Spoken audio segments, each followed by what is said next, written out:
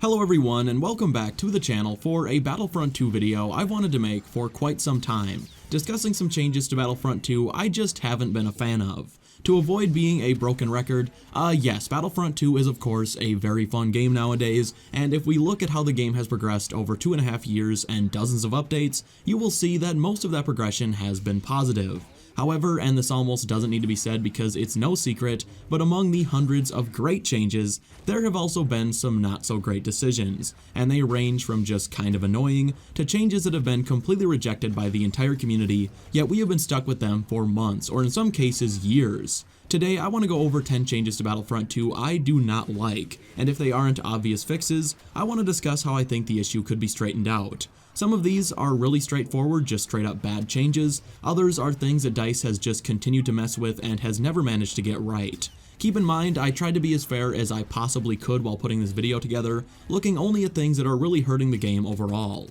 Everything we're about to talk about are elements of Battlefront 2 that need to be straightened out. Some are minor, some are major, and I hope the feedback from me can get a bit more discussion going and get some of these fixed a little sooner, because while a few of these are not easy fixes, several are, and to be honest, it's the ones that are such easy fixes that are the most frustrating, because you just know they could be fixed in a heartbeat if DICE would just take the time. With that said, I do want to take a quick second to thank the sponsor for today's video, Audible. Now, this isn't the first time I've talked to you guys about Audible and their huge collection of audiobooks, but one thing I can definitely assure you is that no matter what type of Star Wars fan you are, Audible has something for you. They have everything from Star Wars Legends classics like The Rise of Darth Vader, which is one of my favorites, to more recent canon releases like Master and Apprentice, which I just finished listening to last month and seriously enjoyed. They also have the brand new Rise of Skywalker novelization, which I believe literally just came out this week. Of course, they have more than just Star Wars. Their library includes over 100,000 titles, so the options are endless. If you haven't taken the time to check out Audible yet, I would definitely recommend doing it today, as you can grab an audiobook of your choice for completely free, any of their 200 plus Star Wars titles or whatever else you choose. Just text BFNight to 500 500 or go to audible.com/BFNight. And in addition to your free audiobook, you'll also get 2 free Audible originals, which are exclusive audio titles you can't find anywhere else. If you sign up for free today, and for some reason you need to cancel, you'll even get to keep the audiobooks you choose forever, no strings attached. Audible is awesome. I wouldn't be working with them if I didn't think so, so start listening today. You can check them out on your phone, tablet, PC, whatever, and again, just text BFNight to 500 500 or go to audible.com/BFNight. Now, let's get into today's video. Alright, to start off on my list of changes I haven't been a fan of, why don't we start out with a change that has had me completely baffled for the past few months, and it has to do with General Grievous, a hero who DICE just refuses to leave alone, even though he was nearly perfect a couple of updates ago. But unfortunately, and apparently, that wasn't meant to last, as Grievous's Unrelenting Advance is completely busted yet again.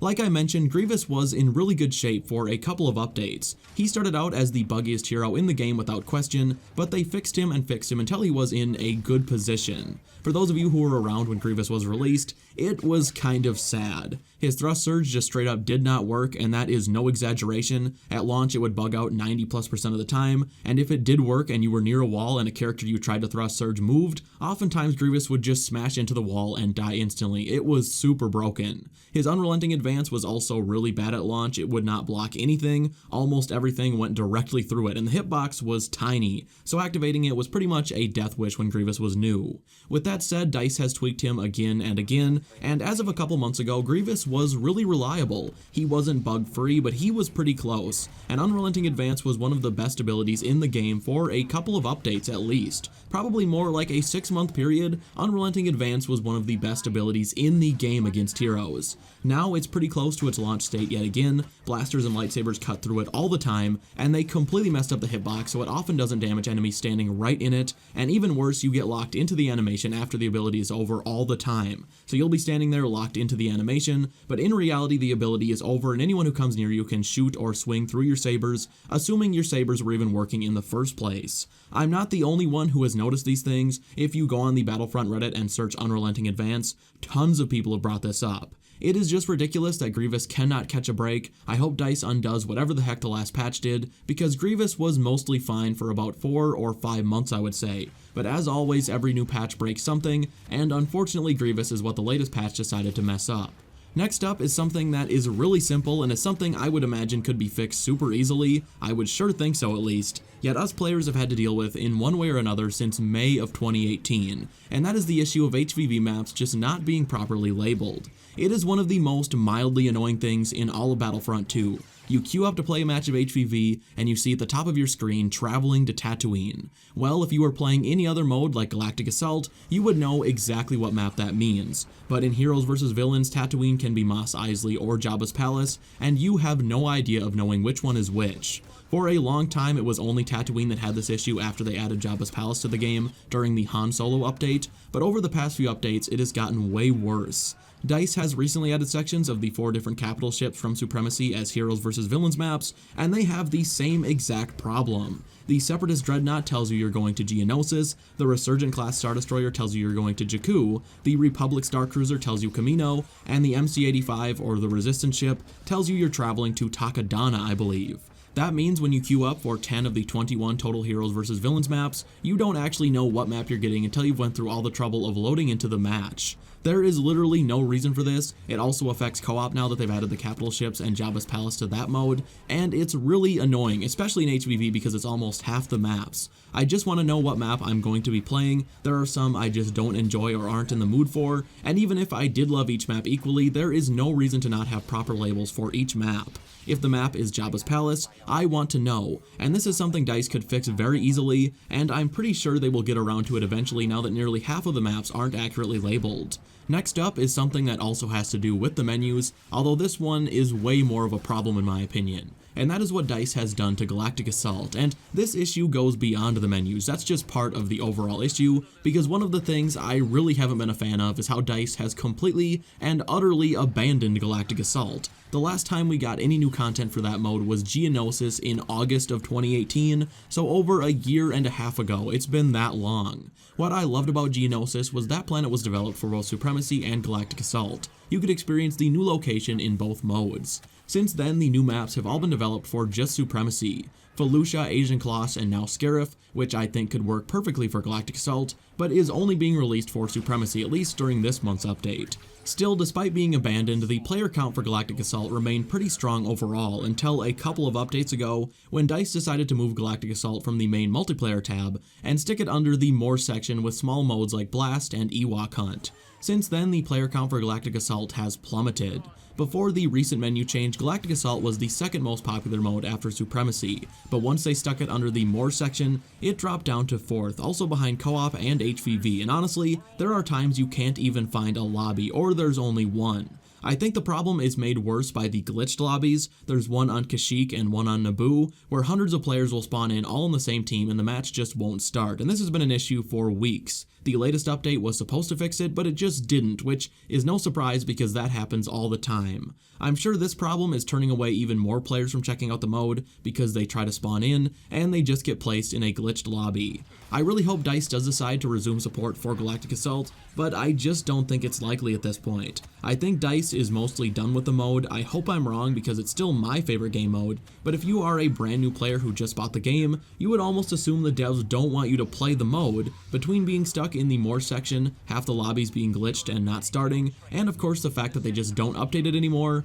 it just seems like DICE is completely done with it, and I'm not really happy about that. My next two changes are less complicated, more so annoying, because in both cases the changes actively made the heroes in question worse. I am of course talking about the jump changes to Grievous and Bossk, which was one of the worst received changes from DICE of all time. This is another case where if you just go on Reddit and search Grievous Bossk jump, there are literally hundreds of posts asking DICE to either revert the change or make their jumps less awkward. If you are a newer player and don't remember, Bossk used to have a really awesome jump where he'd get some serious airtime, versus now where it seems like he has 200-pound dumbbells attached to his ankles, he doesn't get nearly as far up in the air, and he just plummets back to the ground. Grievous also had a really floaty jump at first, so it made sense for them to change it because he's made out of metal and he can't use the force, but they just did a really bad job with his rework. He doesn't keep most of his forward momentum, so most of the time if you jump nowadays, you will just land in almost exactly the same place, which is really annoying and awkward. It just doesn't feel right and looks ridiculous when you watch other players using him.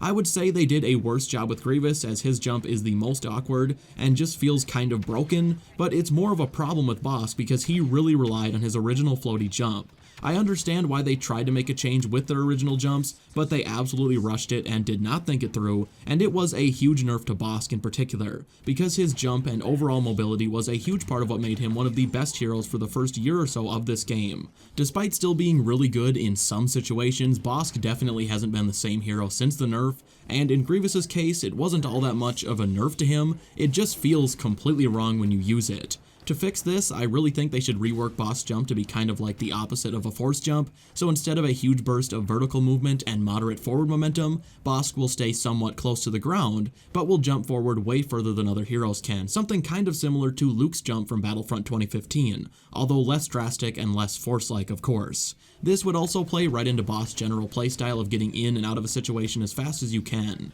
Grievous just needs a big fix to his momentum issue. Considering that he's made of metal and is clearly incredibly strong to be jumping up as fast as he is, it makes no sense that his forward momentum just disappears completely.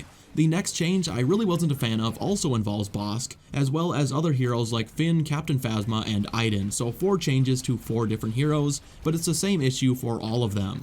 The change is really small but is seriously bizarre, as the latest update really messed up the scopes of all of those heroes. They decided to add dual zoom to the heroes that didn't have it. Phasma already did, but they added it to Finn, Iden, and Bossk. That change is good, more options are always welcome, however they also decided to have the characters themselves appear in your scope when you zoom. That is a little weird to me because it's unnecessarily obstructive, but whatever, that's fine. The issue is your character's head, or even your blaster in the case of Iden, will stick right in the middle of your scope's reticle half the time, completely obscuring your vision and making it so hard to aim at anyone. I don't know who playtested this, the answer is probably no one, but what are you doing, DICE? This happens all the time and is one of the biggest oversights in Battlefront 2 update history, which is saying a lot because there have been a lot of obvious problems that have made it into patches. I hope they fix this very soon, it is really annoying. I honestly think having the character in your scope at all is completely unnecessary in the first place, but whatever, as long as they fix their head being in the middle of your reticle, I will be fine with it. Alright, we have one change to go, and to summarize, we have covered how DICE did Grievous dirty yet again, the HVV map label situation, the abandonment of Galactic Assault, the changes to Bossk's jump and Grievous's jump, and the major issue with 4 hero scopes. The last one is probably the change that has been the hottest topic in the Battlefront community for the past month, and that is the rework to the ARC Trooper, which there seem to be only a tiny handful of people who like the change. If you haven't used the ARC Trooper lately, they completely reworked their primary weapon as well as one of their abilities. You used to be able to fire the ARC Trooper's pistols as fast as you could pull the triggers, but now you just have to hold down the right trigger, which fires at a preset rate which is way slower than you could manually do it before.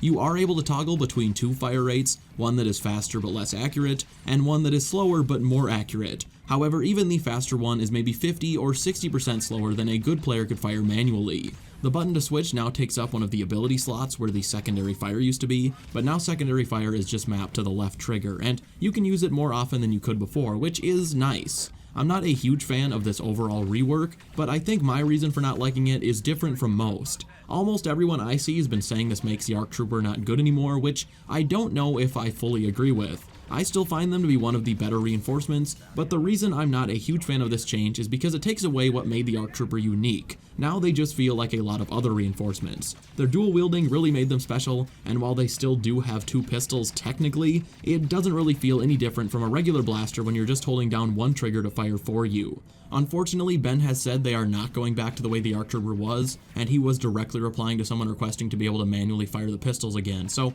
that's kind of off the table unless something changes. He did say they were making other changes to the ARC Trooper, so I guess the best we can hope for is they increase their base fire rate a bit, which won't really solve the issue of them not feeling as special as they once did, but at least they'll be a little bit closer to what they once were. Well guys, that is going to do it for today's video. If you enjoyed it, be sure to leave a like, and if you are new around here, feel free to subscribe. One thing I always forget to mention, if you want to make sure you don't miss a single video, be sure to turn on notifications. Views have been great on the channel as a whole, but just in case YouTube breaks for a day in the future, you won't miss anything if you do ring that bell. Check out Audible for a free Star Wars audiobook by using my link in the description, and thank you all so much for watching. I hope you're all staying safe, and I will see you in the next one. Bye.